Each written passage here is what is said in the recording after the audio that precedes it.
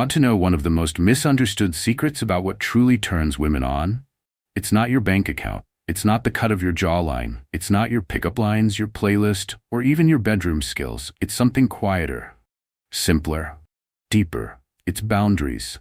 Not the loud kind, not the kind that barks or brags, the kind that doesn't even need to explain itself. Strong, grounded, unapologetic masculine boundaries. That's what women crave. Not the performance of confidence, but the presence of it. Not control, but self-command. And here's the part that most men never hear. Boundaries don't turn women off. They turn them on. But not just any boundaries. Not the rigid, insecure walls that come from fear or trauma. Not the fake alpha bravado you find in YouTube shorts or quick-hit dating advice. I'm talking about true masculine boundaries. Born from self-respect, forged by purpose, and held by a man who no longer begs for approval because he already knows who he is. And that kind of man? He changes the way a woman breathes around him. Welcome to Living Stoic, where we decode the subtle truths behind attraction, psychology, and purpose-driven masculine leadership. This is living by inner law. In today's breakdown, I'm handing you 6 boundaries that most men avoid, fear, or misunderstand. But the men who learn them, they walk into a room and never have to chase. These boundaries don't rely on force, they don't manipulate, they don't argue, they simply are. And when a woman meets a man who lives by them, something inside her wakes up. Her nervous system relaxes, her feminine polarity rises, her mental walls begin to soften.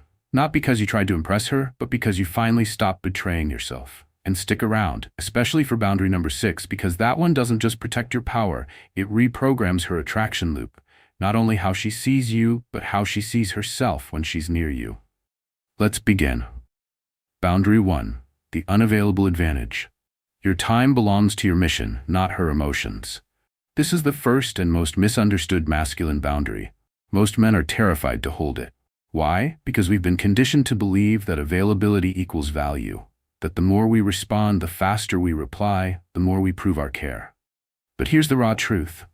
Chasing her is the fastest way to make her stop feeling you.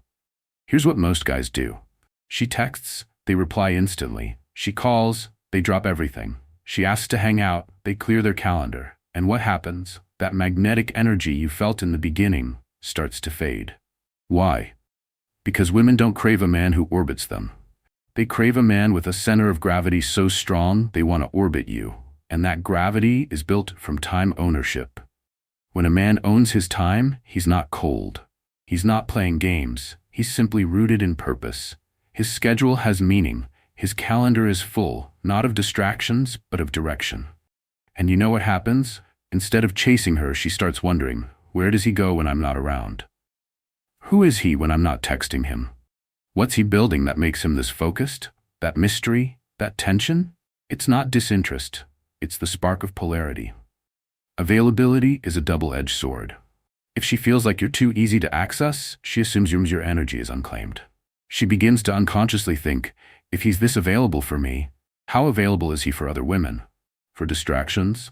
For emotional drama? And here's the final psychological trigger. When you set this boundary, when you let her wait, when you give her the gift of missing you, she begins to value your presence more. That's not manipulation. That's human nature. So ask yourself right now, have you been too available to women in the past? Did you rearrange your world for someone who didn't value it? If so, drop the word guilty in the comments. No shame, only growth. Because starting today, you no longer chase. You hold space. You live in motion. And she either joins that motion or she watches you walk. Boundary 2. The no apology rule. Say no in it, without flinching. Here's the trap. You want to be kind, respectful, maybe even agreeable. And in doing so, you soften your truth. You bend, you shrink, you over-explain. You start wrapping your no in so much polite language that it barely sounds like a no at all. Example? She invites you to dinner with her friends on a night you've set aside for focus. You know it's not aligned. But instead of saying a clean no, I've got plans, you say, I'm so sorry, I've just been swamped. I might be able to move a few things. Maybe I can squeeze it in. Let me check and I'll try. That's not leadership. That's insecurity in disguise. Let's compare it to this. Hey, I won't make it tonight, but I hope it's a good time. Let's catch up later this week. That second version? It's respectful, but it's also clear. No guilt, no begging, no emotional buffering. Because a man who knows how to say no calmly, cleanly, and without shame communicates trust in himself. He's not reactive. He's not afraid to lose approval. And ironically, that very strength makes a woman trust him more. Here's the psychological loop that triggers in her. When a man respects his own schedule, it signals to her brain, this man has structure. This man has discipline. This man can lead. It doesn't mean you never compromise. It means you never self-abandon just to keep her happy. So here's your challenge. Next time you feel the instinct to say no, but start coding it in apologies. Stop. Pause. Say it clean, and let the silence land. Because clarity is seductive. And self-trust? That's the new sexy. Boundary 3. The respect reflex. Call out subtle disrespect, not to dominate her, but to stay loyal to yourself. Here's something most men miss. Disrespect doesn't always show up as screaming or slamming doors. It's not always dramatic. It's not always obvious. It often arrives wrapped in humor, in sarcasm, in playful jabs that sting just a little too deep. Maybe it's an eye roll when you're sharing an idea. Maybe it's a passive-aggressive comment about your goals. Maybe it's a joke she makes in front of her friends that doesn't feel like a joke at all. And you, being the cool guy, brush it off. You laugh. You tell yourself not to make a scene. You stay silent. Because part of you has been trained to believe that silence equals strength. That if you really want to keep her attracted, you should just stay unbothered. But here's the paradox. Silence in the face of disrespect doesn't make you calm. It makes you invisible. Not to the world. To her. Because women notice everything. Especially how you respond when they cross the line, even subtly. You might think it's no big deal, but her subconscious is watching you like a hawk. And what it's asking is, will this man protect his energy, or will he let himself get walked over? You don't need to explode. You don't need to raise your voice or scold her. You just need presence. You look her in the eye calmly and directly and say, hey, I don't let people talk to me like that. That's it. No drama. No lecture, no threat. Just calm, grounded awareness. And in that moment, you send a signal to her nervous system. A signal she may not be able to name, but she will feel it. It says, I respect myself, and being in my life comes with standards. And that's when everything shifts. She doesn't feel challenged, she feels safer. Because now she knows, you're not a pushover.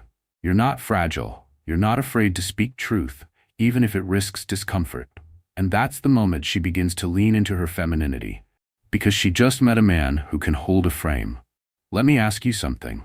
Have you ever left a conversation feeling off? Like you allowed a small dig to go unaddressed? Drop the word frame in the comments if that's ever happened. Because those micro moments, they define your polarity. And your boundaries define your frame.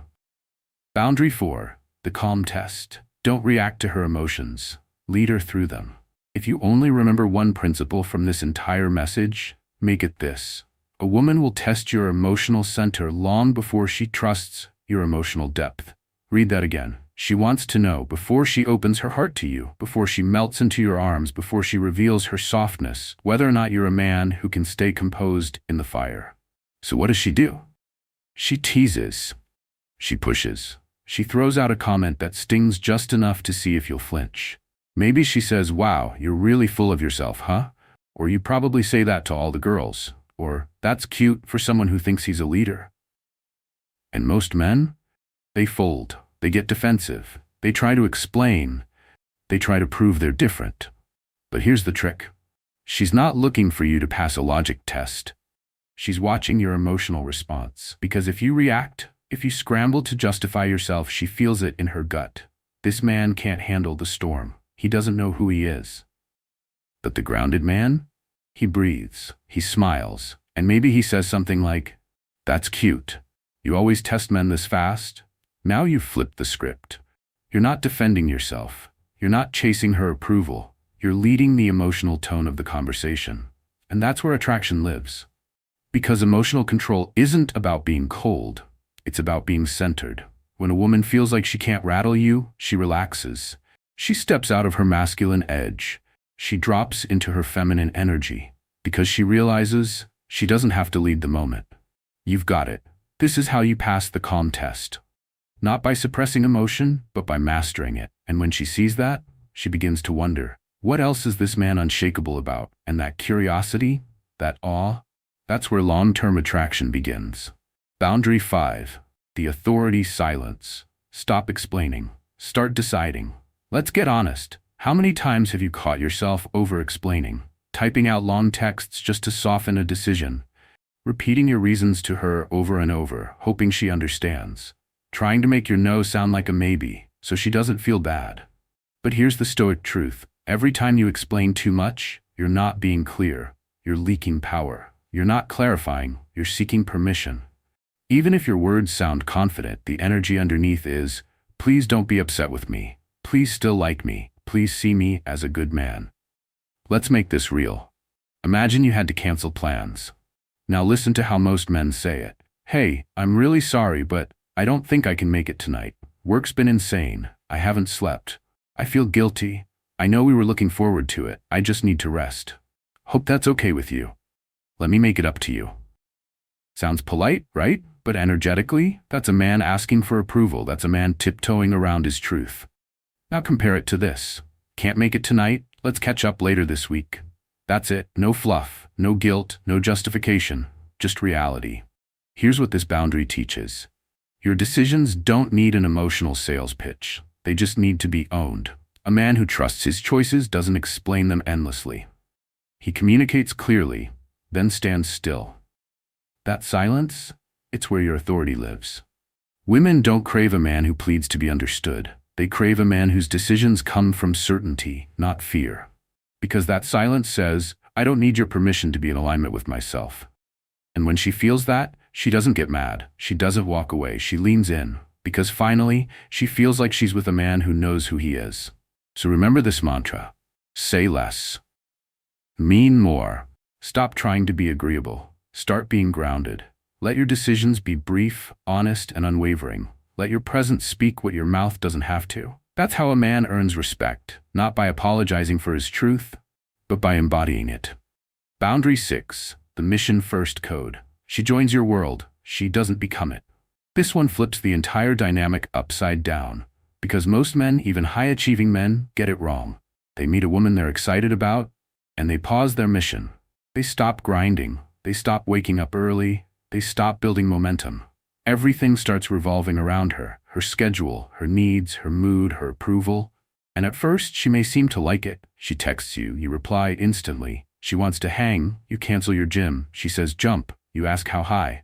But slowly, something shifts. She gets distant, irritated, less affectionate, less turned on. And you're left wondering, wait, I'm giving her everything. Why is she pulling away? Here's why. She doesn't want to be your purpose. She wants to join a man who already has one. Because when a woman feels like your entire identity has rearranged around her, she doesn't feel special. She feels pressured. She feels like if she pulls away, you collapse. And that's not attractive. That's heavy. The polarity dies. The fire fades. But when you have a mission, when your life is already in motion, when your mornings start with purpose, and your days are fueled by vision, you don't need her to be your purpose. You invite her into your journey, and that's when she feels the spark. Because you're not chasing her to fill a void. You're building your world, with or without her, and she can either walk alongside you or watch you rise from afar. Let that land. Because this boundary, this is where most men fail. They stop living for something bigger than approval. They make her the mission instead of keeping her as a witness to it. But the Stoic man, he wakes up with focus. He stays locked into his goals. He loves her without sacrificing himself. And that's the difference between the man she forgets and the man she obsesses over for years. Now ask yourself, what's your mission? What are you building? Do your actions every day reflect that? Because if not, you're already giving away your polarity. Bonus boundary 7. The no fixing rule. Don't fix her emotions. Just hold the space. This boundary is where most well-meaning men fail. And ironically, it's the nicest guys who miss it the most. You see her upset. She's venting, overwhelmed, anxious, maybe even crying. You care about her. You don't want her to suffer. So your instinct kicks in. You've tried to fix it. Don't stress about it. Here's what you should do. You're overthinking. It's not that big of a deal. And in your mind, you're helping. But in hers, you've just shut her down. Because here's what most men don't realize. When a woman is emotional, she doesn't need your solution. She needs your presence. She doesn't want you to repair her feelings. She wants you to witness them. She wants to know, can you hold space for my chaos without trying to control it? This is emotional leadership at its highest level. It's not passive, it's not reactive. It's deeply powerful. Because a grounded man, the one who can sit in her storm without running, interrupting, or fixing, is the man who earns her deepest trust. Think of it like this. A woman's emotions are like waves. They rise, they crash, they settle. The weak man tries to stop the wave. The strong man becomes the shoreline. Still, present, unmoving. You don't try to calm her down, you calm yourself. And through your calm, she finds regulation. This is the kind of masculine energy that makes a woman feel safe, not just physically, but emotionally and psychologically. And here's the wild part. She won't always remember what you said, but she'll never forget how steady you were.